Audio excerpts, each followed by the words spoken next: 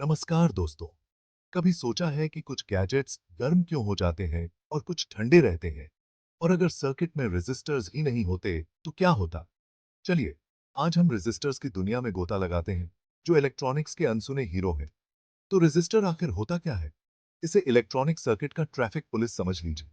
जिस तरह traffic signal चौराहे पर गाड़ियों को कंट्रोल करता है, उसी तरह रेजिस्टर बिजली के बहाव को नियंत्रित करता है। चलो, इसे और तोड़ मरोड़ कर समझते हैं। ये रहा रेजिस्टर का 3D मॉडल। देखिए, ये रंगीन पट्टियां, ये सिर्फ दिखावे के लिए नहीं है। ये रेजिस्टर की वैल्यू बताती हैं। लेकिन ये काम कैसे करता है? इलेक्ट्रॉन्स को पानी की तरह समझिए जो पाइप में बह रहा है। रेजिस्टर पाइप के उस हिस्से की तरह काम करता है जो थोड़ा संकरा होता है, जिससे पानी का बहाव कम हो जाता है। अब बात करते हैं ओम के नियम के बारे में। ओम का नियम कहता है कि वोल्टेज, करंट और रेजिस्टेंस का गुणनफल होता है, यानी V बराबर IR।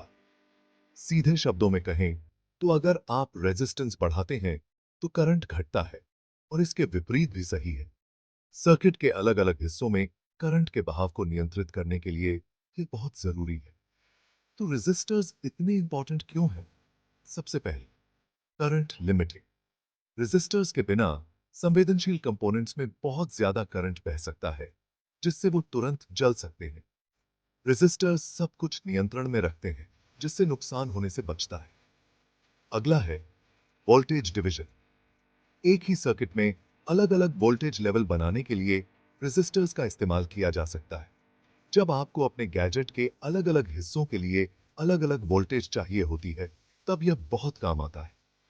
और टाइमिंग सर्किट्स को मत भूलिए। घड़ियों और टाइमर्स में टाइमिंग को नियंत्रित करने के लिए रेजिस्टर्स कैपेसिटर्स के साथ मिलकर काम करते हैं। कभी सोचा है कि आपका माइक्रोवेव कैसे जानता है कि उसे कब बंद होना है?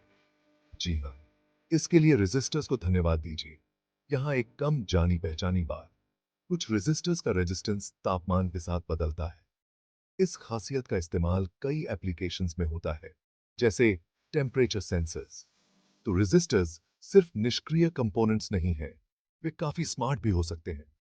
तो संक्षेप में, रेजिस्टर्स भले ही छोटे हों, लेकिन हमारे इलेक्ट्रॉनिक्स को सुचारू रूप से और सुरक्षित रूप से काम करने में उनकी बहुत बड़ी भूमिका होती है। तो अगली बार जब आप अपना स्मार्टफोन या लैपटॉप इस्तेमाल करें, तो इन छोटे लेकिन शक्तिशाली कंपोनेंट्स को भी याद कर लीजिए।